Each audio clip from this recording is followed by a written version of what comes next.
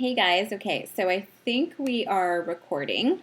Yes, we are. All right. Today I want to do this reactions video on it's the YouTube channel is actually Helena Hart, and she is a dating coach. She is interviewing this couple here that you see on the screen who are married, and they are also dating coaches. Now, there's something really interesting that this woman says right in the beginning, and it talks about how us women, when we are so used to being treated poorly by men, that when you actually have a stand-up nice guy, we don't know how to react. So let's have a listen to what she says. Go back to what was happening before I met my husband, because I had really sort of this anxious attachment style. I had trust issues. I was attracting emotionally unavailable men, meaning one moment they came on really hot and heavy, and the next moment they dropped me like a hot potato. And just really this constant roller coaster that just really had me have men sort of like be at an arm's length. And so when I met Brody, after I had worked with a dating coach and really broken through my learn to be vulnerable without weakness and like myself, and things really shifted. And I have to say, in the beginning, and that's why this is like different, you know what I mean? This guy's like so reliable, and he calls, and he doesn't really text a lot, and he just asks me out on a date right away. There's no games and like dropping a one-word message or something. So I would say that was like my first step to get used to it and to actually navigate that survival part inside of me that thought there's something wrong with this picture. You know what I mean? It's almost like a foreign body. Like it's like danger, danger. Like something is not right here. And of course, not knowing that it wasn't right before. But of course, my system always went to what's familiar. I'm so glad you said that. Yeah, I just have to jump in and say how common of a situation that is. We've all experienced that where if we're used to men who just don't treat us well or who are unavailable or they're hot and cold, the right guy comes along and they're just like this foreign animal. You have to get used to them. So how did you do that? I would love, I mean, do you have any tips for women? Because I hear that all the time. Women start attracting a better kind of man and they say, you know, that intensity isn't there, right? And they have to learn how to develop that chemistry and deepen the intimacy, which I believe is like that true attraction and chemistry that lasts over time, right? Rather than that instant chemistry that's kind of hooked up with the wrong kind of man. So anything you have to say about how you got used to it and what you... So this here, like this section here, is the main part for me that I wanted to do this video on, because I'm single myself, and I have a lot of single girlfriends, and I now do this like 5-guy roster. I usually date like 5 men. The first, and then the second one, you know, he's cool. He's pretty good. And then the third is, you know, my coffee dates, and I'll go for lunch and kind of just feeling it out, where fourth and fifth are the Bumble go-throughs. So the reason I started doing the 5-guy dating thing was because of this. I needed to start learning how to be treated again, because I was so used to being treated poorly that I didn't know what it was to be treated like actually in a caring way. And this is what they're describing. We almost go, as women, we almost go through a shock. And the initial reaction is, oh, this guy's just a softie. He doesn't cut it for me. The chemistry's not there. But you know, that is not necessarily true. And that's why I wanted to do this vlog, is you have to, maybe it's us, maybe we are so used to being treated like crap that it's got nothing to do with the chemistry. So, sorry guys. That it's got nothing to do with the chemistry. So, yeah, like give the nice guys a chance. It's maybe we need to rebuild our internal recipe of how we deserve to be treated. All right, let's go on. I would love to hear it. Well, I have to say, I think I stayed really open, so I wasn't like attached to anything.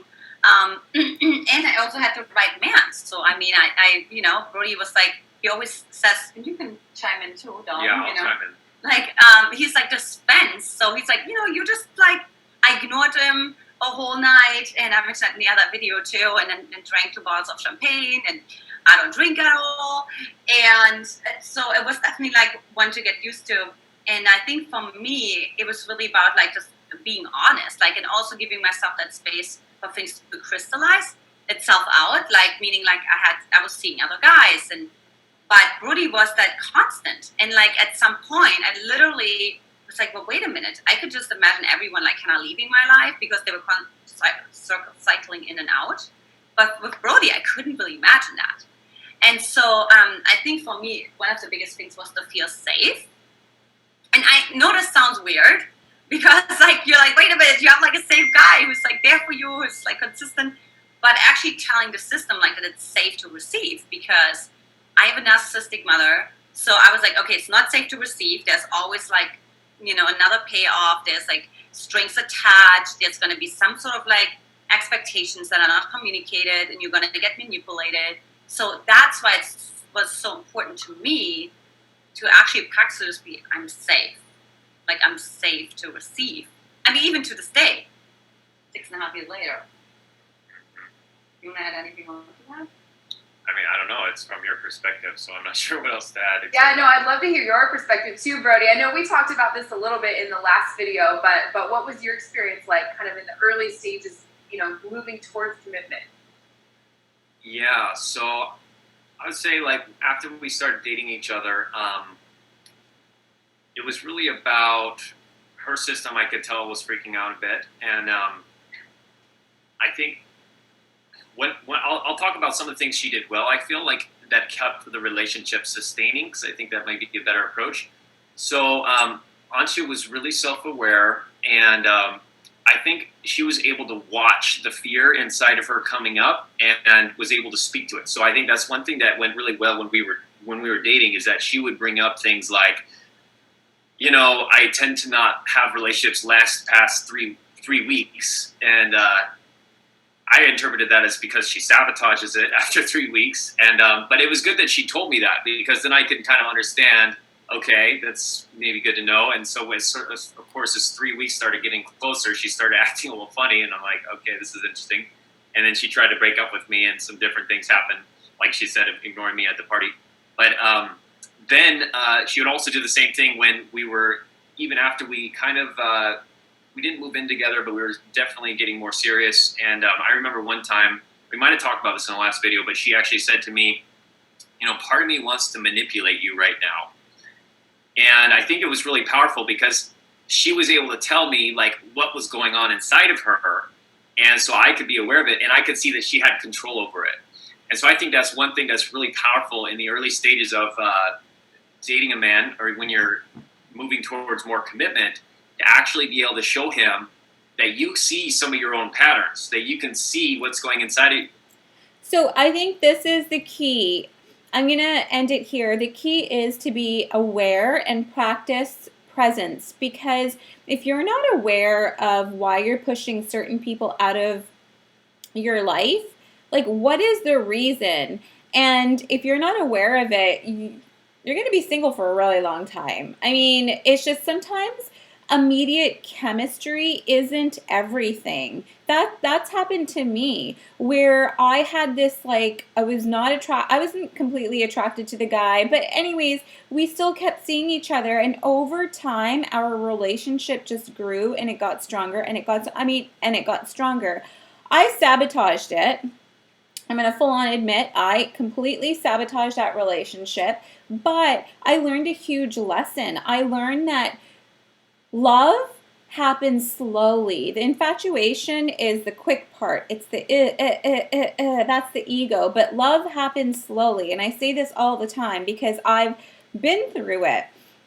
So don't just like discard the nice guys. Give them a chance. Go out with them again. I've got so many girlfriends that are just like, oh, he's just too nice, or there's no chemistry, or like they make up so many excuses. And guess what? They are still single. I have known them for a really long time, and they are still single. I'm probably the only one that had a long-term dating relationship in between, and I wasn't even looking, but it was because I was open. I wasn't really looking.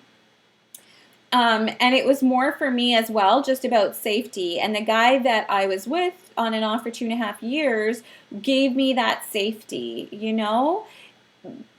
And the love happened eventually, like slowly. It was not there, not for me, not even my type, but it happened. So I think that's what they're trying to say. Be really present. Be very present when you're dating, especially if you're looking for a long-term love. Put your ego aside, sit back, and give people a chance. Chemistry isn't meant to happen right away. I think that's a huge misconception. That is so not true. If that's happened with you, you're lucky. Bonus. That's amazing. Most of us, it usually happens over time.